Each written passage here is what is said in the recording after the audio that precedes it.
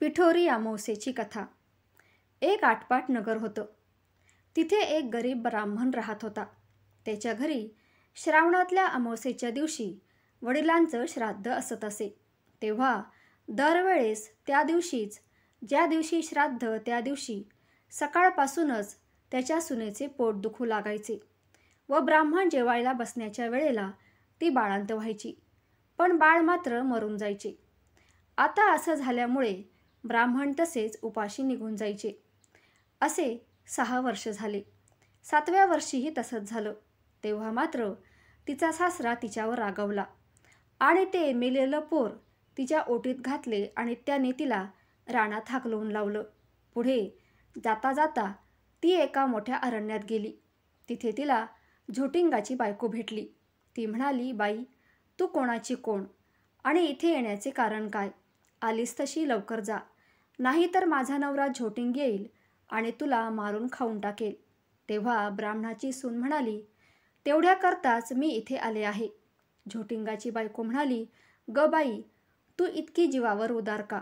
तशी ब्राह्मणाच्या सुनेने तिला आपली हकीकत सांगितली. ती म्हणाली, मी एका ब्राह्मणाची सून. दरवर्षी मी श्रावणी अमावस्येच्या दिवशी बाळंत होते व मूल मरून जाते आणि त्याच दिवशी आमच्या घरी माझ्या आजी सासऱ्याचे श्राद्ध असतं. पण माझं असं झालं म्हणजे श्राद्धास आलेले ब्राह्मण उपाशी जातात. अशी माझी 6 बाळंतपणं झाली. 7व्या खेपेला सुद्धा असंच झालं. तेव्हा माझे सासरे माझ्यावर रागावले आणि ते मला म्हणाले, माझे वडील तुझ्या बाळंतपणामुळे 7 वर्ष उपाशी राहत आहेत, तर तू घरातून चालती हो. असं म्हणून हे मेलेलं मूल माझ्या ओटीत घातलं आणि मला घरातून घालवून दिलं. नंतर मी इथे आले. आता जगून तरी काय करायचे आहे? असं म्हणून ती रडू लागली. तेव्हा झोटिंगाची बायको तिला म्हणाली, बाई, तू भिवू नकोस, घाबरू नकोस. अशीच थोडी पुढे जा. तिथं तुला एक शिवलिंग दृष्टीस पडेल. बेलाचे झाड लागेल. तिथे एका झाडावर बसून राहा. रात्री नागकन्या, देवकन्या, 7 अप्सराबरोबर घेऊन तिथे पूजेला येतील. पूजा झाल्यावर खीरपुरीचा नैवेद्य दाखवतील आणि अतिथी कोण आहे असं म्हणून विचारतील. असे झाल्यावर मी आहे म्हणून सांग. त्या तुला पाहतील, कोण कोणाचे म्हणून चौकशी करतील. तेव्हा तू सगळी हकीकत त्यांना सांग. ब्राह्मणाच्या सुनेने तिचे आभार मानले आणि तिथून उठली आणि पुढे गेली. तो एक बेलाचे झाड पाहिलं. तिथेच उभी राहिली. इकडे तिकडे पाहू लागली. तो जवळच एक शिवलिंग दृष्टीस पडले. तशी ती शेजारच्या झाडावर लपून बसून राहिली. इतक्यात रात्र झाली. तशा नागकन्या, देवकन्या आणि 7 अप्सरांच्या स्वाऱ्यासुद्धा आल्या.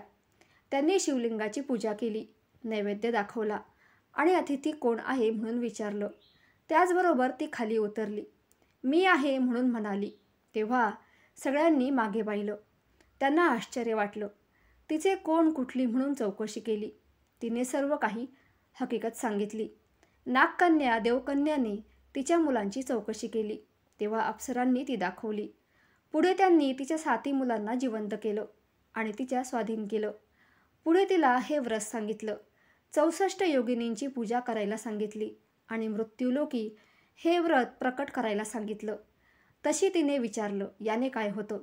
अप्सरांनी सांगितलं, हे व्रत केलं म्हणजे मुलं बाळं दगावत नाहीत, सुखासमाधानात राहतात. त्यानंतर ती त्यांना नमस्कार करून निघाली. ती आपल्या गावात आली. लोकांनी तिला पाहिलं आणि ब्राह्मणाला जाऊन सांगितले, भटजी भटजी, तुमची सून घरी येत आहे. त्याला ते खोटं वाटलं. तो पाहू लागला. तेव्हा त्याला मुलं बाळं त्याच्या दृष्टीस पडू लागली. पाठीमागून येताना त्यानं सुनेला पाहिलं. तसा तो उठला, घरात गेला. मुठभर तांदूळ, तांब्याभर पाणी घेऊन आला. तांदूळ सुनेवरून आणि मुलांवरून ओवाळून टाकून दिले. हातपाय धुवून घरात आला. त्यानंतर त्याने सर्व हकीकत सुनेला विचारली. तिने सारी हकीकत सांगितली.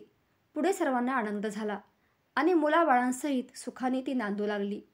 ही 6ठ्या उत्तराची कहाणी 5वा उत्तरी सफळ संपूर्ण. पिठोरी अमावस्या ही श्रावणी अमावस्या म्हणून ओळखली जाते. या दिवशी पितरांना नैवेद्य अर्पण केल्याने त्यांच्या आत्म्याला शांती मिळते अशी मान्यता आहे. या दिवशी श्रीहरी भगवान विष्णूची आराधना केल्याने सुद्धा अनेक समस्या दूर होऊन शांती मिळते.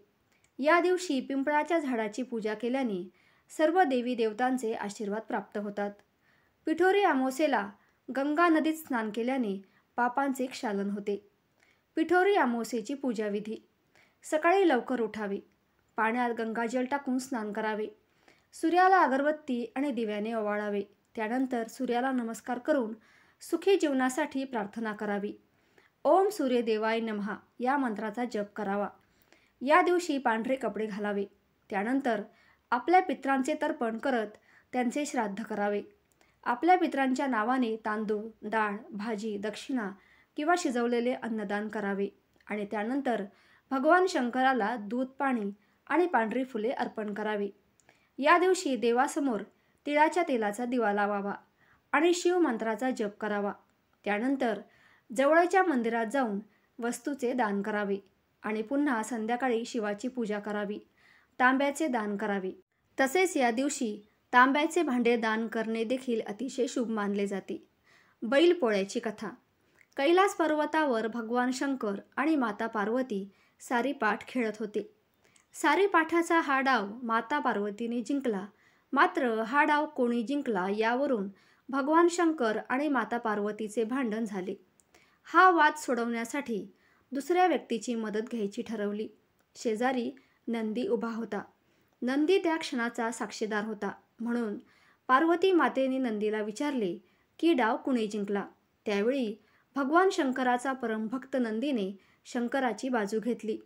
नंदीचे उत्तर ऐकून माता पार्वतीला राग आला आणि तिने नंदीला शाप दिला की कलियुगात तुला आयुष्यभर कष्ट करावे लागतील. असा शाप पार्वतीने नंदीला दिला. नंदीला त्याची चूक समजली आणि त्याने पार्वती मातेची माफी मागितली. तेव्हा दया येऊन पार्वती मातेने नंदीला सांगितले की तुला कलियुगात जरी आयुष्यभर कष्ट करावे लागले तरी वर्षातून एक दिवस असा असेल जेव्हा माणसं तुझी देवाप्रमाणे पूजा करतील. तुला कष्टाचे काम करायला देणार नाहीत. तेव्हापासून बैलाची पूजा करणारा बैलपोळा हा सण साजरा होऊ लागला. बैलपोळ्याची कथा काल्पनिक असली तरी हा सण साजरा करण्यामागची भावना मात्र नक्कीच कृतज्ञतेची आहे. निसर्गातील प्रत्येक वृक्ष, वेली, प्राणी, डोंगर, नदीची पूजा करून त्यांची कृतज्ञता व्यक्त करण्याची परंपरा भारतात आहे. ही परंपरा माणसाची निसर्गाशी असलेली नाळ कायम जोडून ठेवते.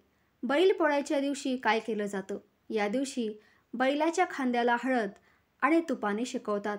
त्यांच्या पाठीवर नक्षीकाम केलेली झूल, सर्वांगावर गेरूचे ठिपके, शिंगांना बेगड, डोक्याला बाशिंग, गळ्यात कवड्या आणि घुंगराच्या माळा, नवे व्यसन, नवा कासरा, पायात चांदीचे किंवा करदोड्याचे तोडे घालतात. गोड पुरणपोळी आणि सुग्रास अन्नाचा नैवेद्य बैलांना दाखवला जातो. प्रत्येक शेतकरी आपल्या ऐपतीप्रमाणे शेतकरी बैलांचा शृंगार करतात. बैल सजवतात. त्यांची मिरवणूक काढली जाते. या दिवशी महाराष्ट्रातील खेड्यांमधल्या प्रत्येक घराला आंब्याच्या पानांचे तोरण बांधले जाते.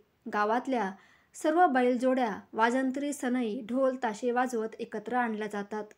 अनेक गावांमध्ये पोळ्याला शर्यतीचे आयोजन देखील करण्यात येते. कथा आवडल्यास लाईक, शेअर, सबस्क्राईब अवश्य करा. धन्यवाद.